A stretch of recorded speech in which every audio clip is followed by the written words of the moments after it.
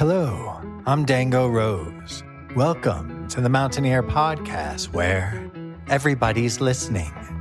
The Mountaineer brings you the latest news of the Peak to Peak region, in print, online, through our podcast, social media, and special publications. Now, listen in to the latest news of the area with our local journalists.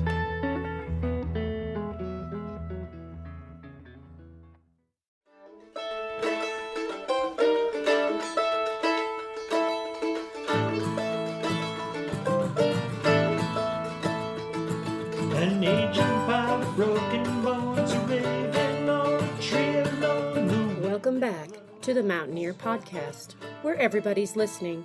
I'm Barbara Hardt. And I'm Doug Armitage. And now for this week's news. Our intro music is performed by local musician Tom Hall. Tom has been playing music for over 20 years and performing live for the last 10 years. He is included on a local album with the Witness Protection Program, started by Eric Richard Stone and featuring Doug Armitage and Michael Sivkovic.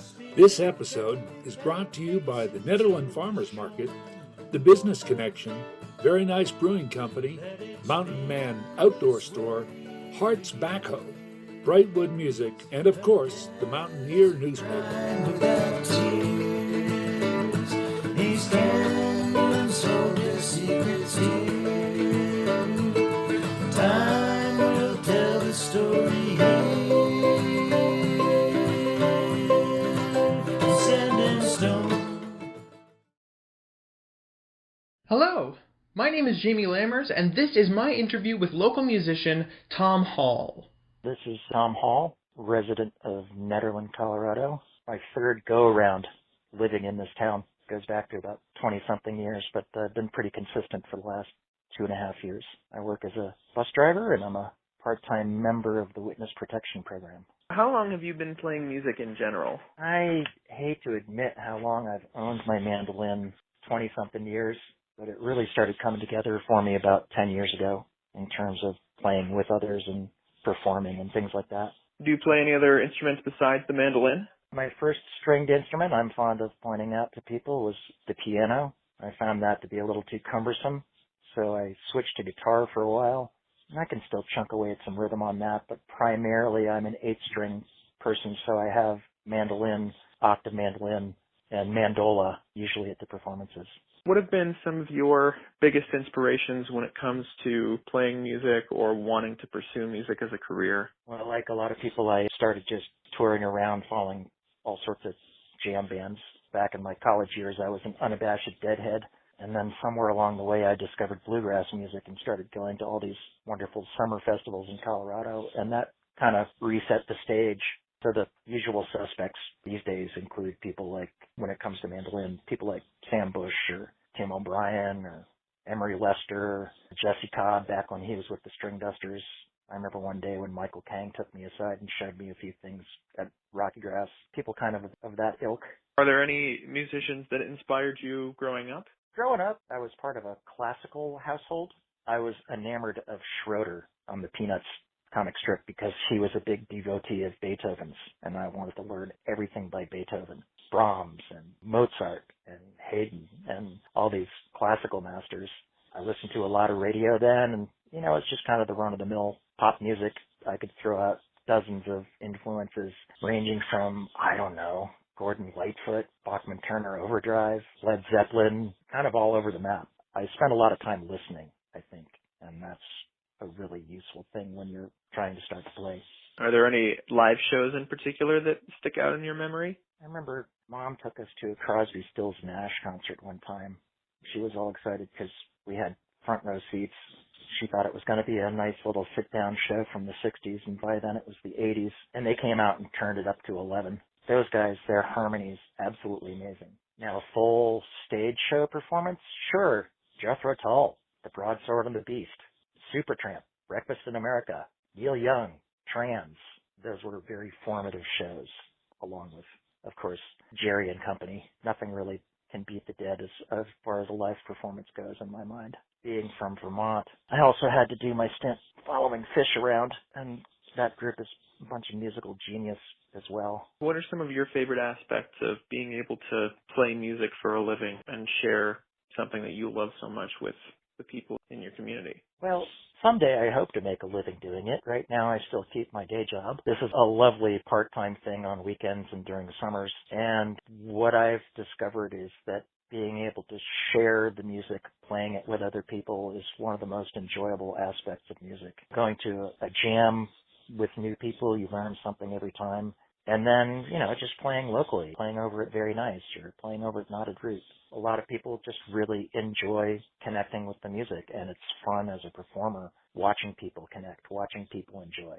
I think one of my favorite quotes is, "Live music is better. Bumper stickers should be issued. Everybody should be part of it." Are there any live shows in the Peak to Peak area that are coming up for you soon that you'd like to promote? Well, I know that Eric and I will be playing around the beginning of October. I think we have another one at the Very Nice.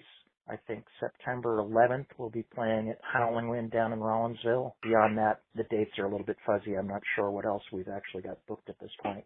Things are starting to change again regarding our environment, so live performances, as you might imagine, is kind of a dodgy thing right now. Is there any Facebook page or website that you can redirect people to? Not offhand. I'm not actually a social media participant. My social media is the performances. I know there will be publications locally. We do a lot of word of mouth. My good friend and musical partner, Eric Stone, you can always look up his stuff at ericrichardstone.com. Those are the big questions on my end. Is there anything else you would want to add?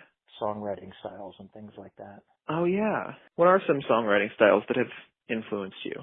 Having attended some songwriting classes, I've discovered that there are several ways to go about it. Songs can be very structured and might be led by the verse or the prose. You might be writing poetry initially and you have a story to tell, and then maybe that story is in search of a melody or of some sort of musical structure. At other times, I'll just be sitting down with the mandolin on the front porch and I'll see a bird fly by and bam, there's suddenly like a melody floating in my head. And I've got to capture that melody and work it out, figure out what the chord structure is. And now I have a tune in search of a story. When the two come together, it's a wonderful thing. Sometimes I just let those musical bits go as they are, so I'm prone to writing what we call fiddle tunes at times.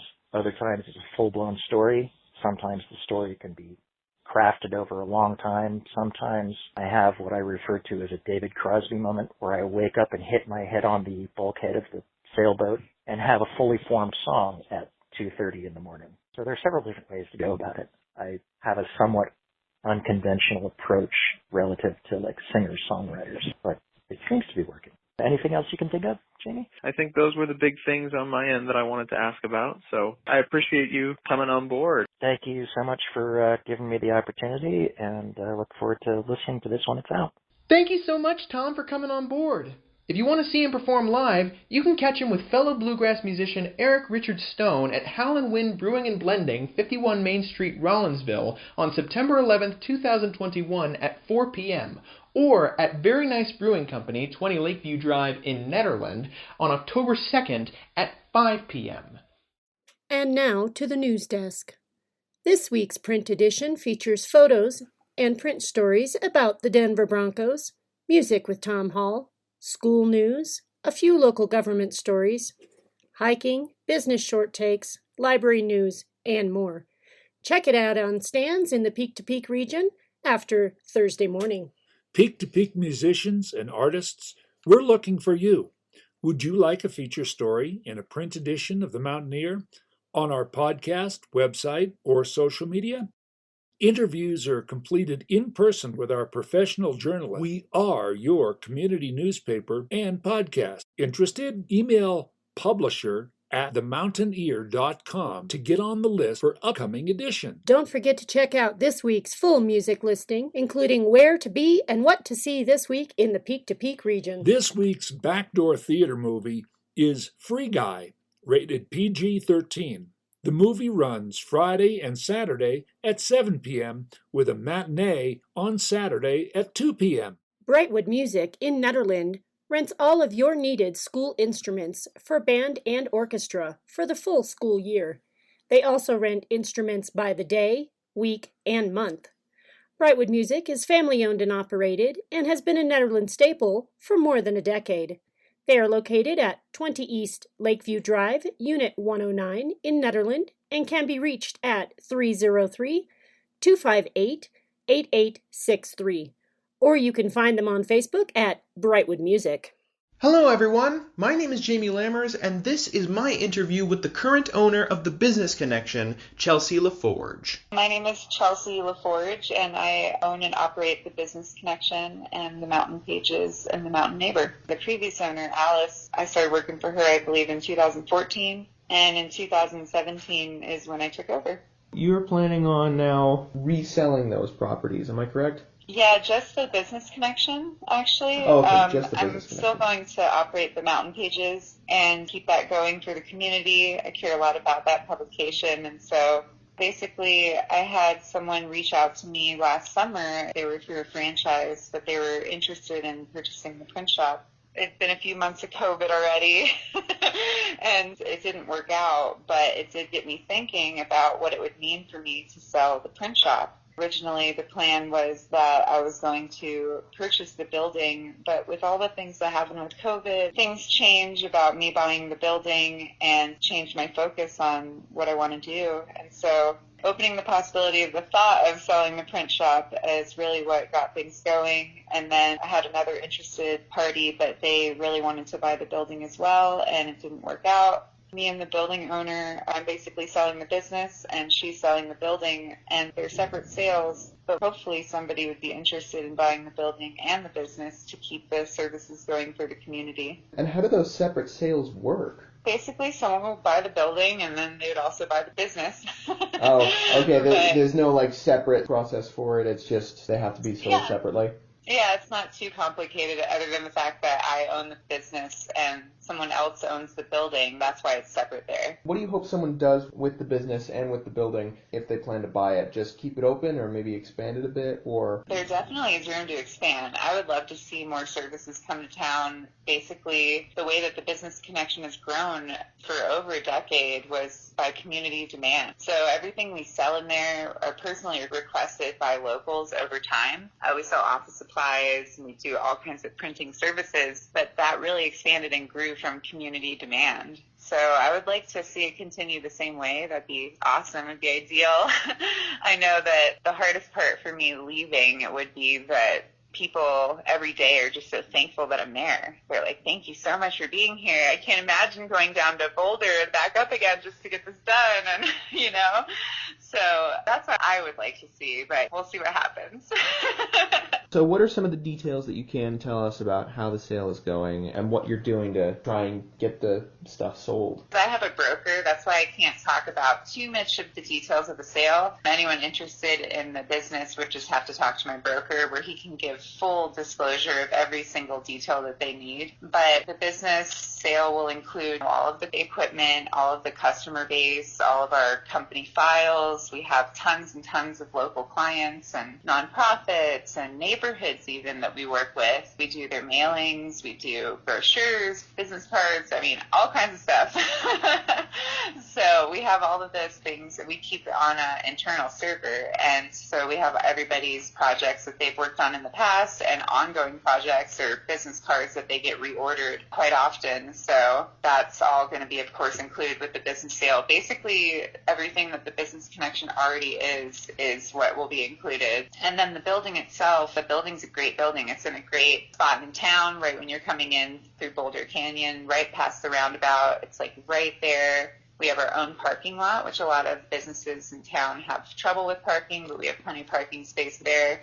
And it's handicap accessible, also with the bathroom too. We're very accommodating. Yeah, just a great location. I've loved having the business there. It's been really convenient, and I think that someone else would enjoy it too.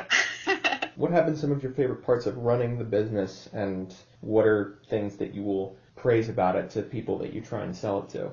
Definitely since day one, even before I owned the business, was my connection to the community. I really, really, really care about the community. I love this town, but we don't just service Nederland. We service all the other mountain towns nearby, like Ward and Rollinsville. I have customers who even come all the way from Idaho Springs, but like Black Hawk and Central City, all those little towns in between come to visit us and use our services. And I've just really gotten to know so many people in the local community, and it truly, truly has been a fulfilling job because every single day, even my employees, right now I'm running the shop by myself.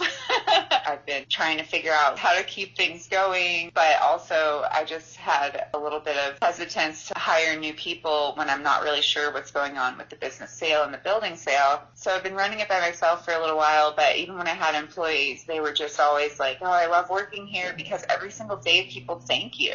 You're just like truly grateful that we're there. That's definitely also the hard part about selling it, is that it is so fulfilling for me, and I do feel like I have such a purpose helping people in the community. So that's the good part, and also the bad part about potentially saying goodbye. So Right, but you're hoping that the person that buys the business is able to feel that same fulfillment when they see everybody from the Peak to Peak area file in. Yeah, exactly, yeah. But there's an immense amount of gratitude that comes through there every day, and so that would be really great to see continue. Are there any other big details you want to add about the building or the business or the process of selling it, or what's been going on with other parties outside of that? Not really, other than on a personal level, the thing that really helped me decide that this is what I want to do, that I want to move forward with trying to sell the business. Like, of course, not being able to buy the building was a little bit of a factor for me, but the huge thing was with COVID, realizing what's important in my life. Like, me and my husband really, really want to start a family.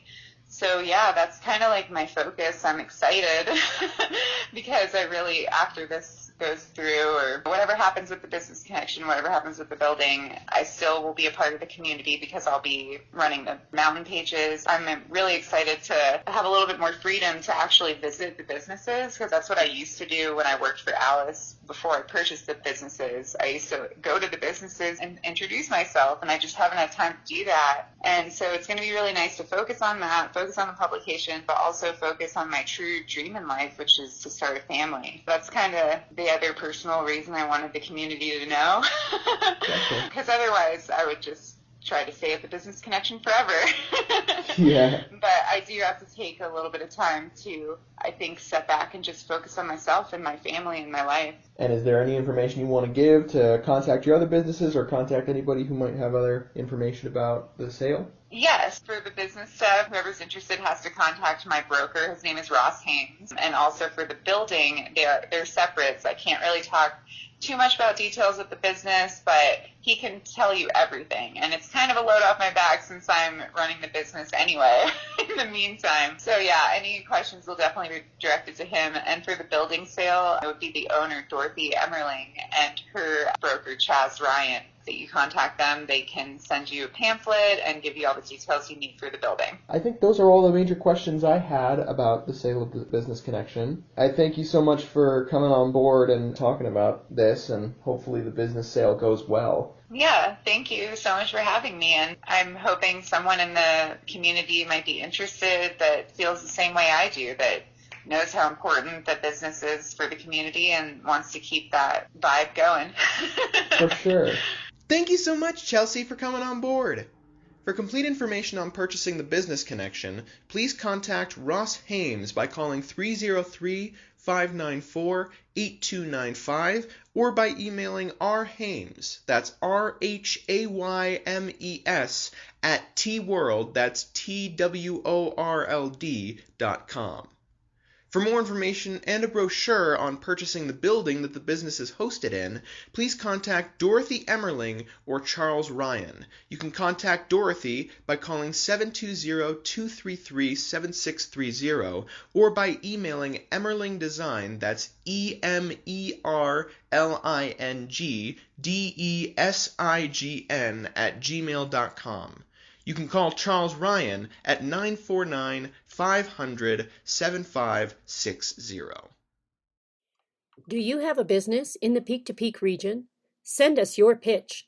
We cover every business From Allen's Park to Central City with all the towns and canyons in between, email publisher@themountaineer.com to be included in an upcoming edition of our business short takes. The Levitt Street Market is open every Sunday from 10 a.m. to 2 p.m. in Central City. The market has several vendors offering fresh produce, pottery, jams and jellies, local business booths, and more. Stop by 300 Gregory Street in Central City to check it out. The quarterly Gilpin County Republicans meeting is on Thursday, September 2nd, at 7 p.m. at Washington Hall, located at 117 Eureka Street in Central City. As well, the Gilpin County Democrats now hold meetings on the fourth Thursday of every month at 7 p.m. at the Gilpin County Library. Hello, my name is Jamie Lammers, and earlier I interviewed local musician Tom Hall.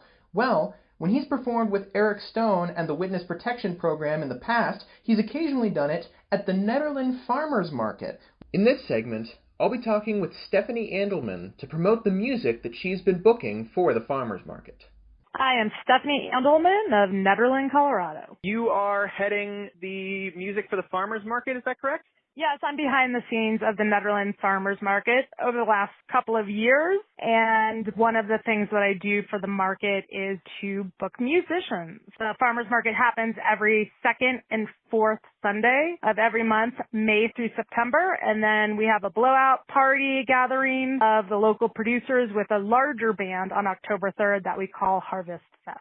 And I've also heard that you book music behind the scenes of other venues as well. Do you mind talking about that a little bit? Sure. The musicians that we choose for the farmers market tend to be local, hyper-local even, and they're a good background band. But often we will see kids dancing and parents and other ongoers and sitter-downs stomping their feet and having a great time while they're eating and taking in live entertainment. A couple of the sponsors of the farmers market are actually venues that have music every week. I help with Gold Dirt Distillery and the Stage Stop Pub for their backyard events. They are during the weekends, and they are 4 to 6 p.m. So upcoming Labor Day weekend, we have Noise Island on Saturday from 4 to 6, and then the following weekend, September 12th, Sunday, we have a fish cover band led by Mike Peterson, and he's of the 4.0 band that used to play every Thursday in Denver. So all you fish heads will love it. And then at Busey Brews, every Sunday from 3 to 5 p.m., we book solo artists or duos. And we have a duo of a husband-wife couple that you've heard called Triumph Companion, and now they're called Galadriel and Keith, and they will be performing again Labor Day weekend on that Sunday. And what's the most exciting part to you about being able to gather all of this music together? The reason that I am behind the scenes again on booking music is because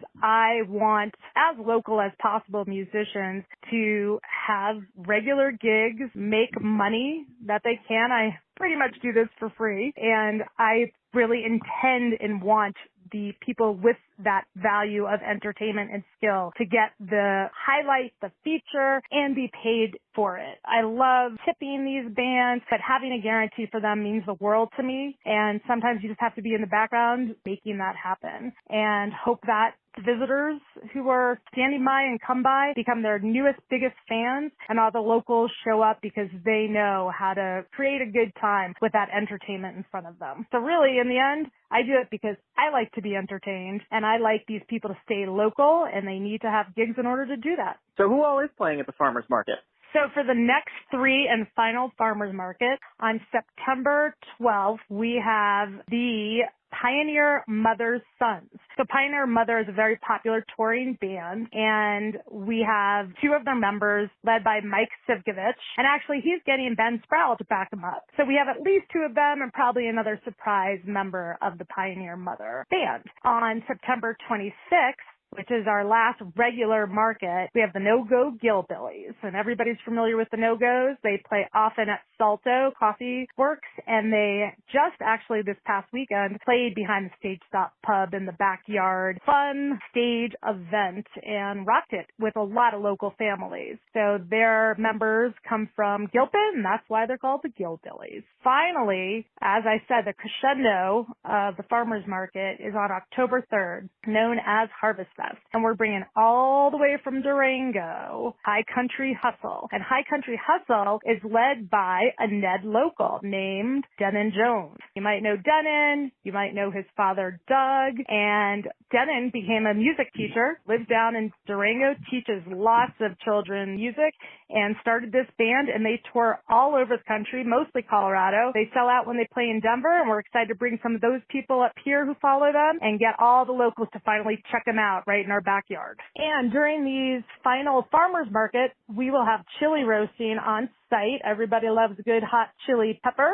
And when it's Harvest Fest time, we'll have yak rides. High Performance Earthworks is going to have a contest for kids and adults alike to use their heavy machinery and pick up rocks. We will have over 50 vendors. Again, they are local producers for food and craft. That will be at October 3rd. And for the September 12th and 26th event, we'll have at least 30 vendors. So come by between 10 a.m. and 2 p.m. for the September events. And for Harvest Fest on October 3rd, we will be open at 10 a.m. like normal, but we're closing at 3 p.m. And we will also have an entire drinking area, which the adults just adore, with Augustina's Winery, Knotted Root Brewing, Busey Brews, Very Nice, and Gold Dirt Distillery. So come hungry, come thirsty, and have a blast as we head into those colder fall months. And if you'd like to see Busey Brews and Stage Stop Pub's backyard, go and head to their Facebook page, as well as the Netherlands Farmers Market. We keep them up to date with events when they're locked and loaded, so you can come and know to have a good time. Thank you so much, Stephanie, for coming on board. You made my job a heck of a lot easier this time by promoting pretty much everything we needed to promote here, so I really, really appreciate that. But if you want to learn more about which vendors are coming to the farmers market and what you can expect when you arrive there, please go online to their website at NetherlandFarmersMarket.org or to their Facebook page at facebook.com/NetherlandFarmersMarket. The Mountaineer also covers all of the music of the Peak to Peak region in the column Music in the Mountains, which is updated weekly in print and online. And that's all for this week's episode of the Mountaineer Podcast. All editions of the Mountaineer Podcast are available on our website at www.themountaineer.com and click on Podcast. Pick up this week's edition of The Mountaineer in Nederland, Gilpin County, Ward, Jamestown, Gold Hill, Ferncliff, and Allens Park. You can also order a single PDF edition, subscribe to the paper yearly or monthly, online at www.themountaineer.com and click on subscribe. And to go online to catch up on more local news. I'm Doug Armitage. And I'm Barbara Hardt. Until next time, thanks for listening. And that's it for our show. Subscribe online to get more access to more news, weekly updates to our community calendar, and a link to our YouTube channel by visiting themountaineer.com. Be sure to use the coupon code PODCAST when subscribing for a 10% discount, only available to our listeners. If you are in the local Peak to Peak area, be sure to pick up a print edition of The Mountaineer at a local business. I'm Dango Rose. Thank you for listening.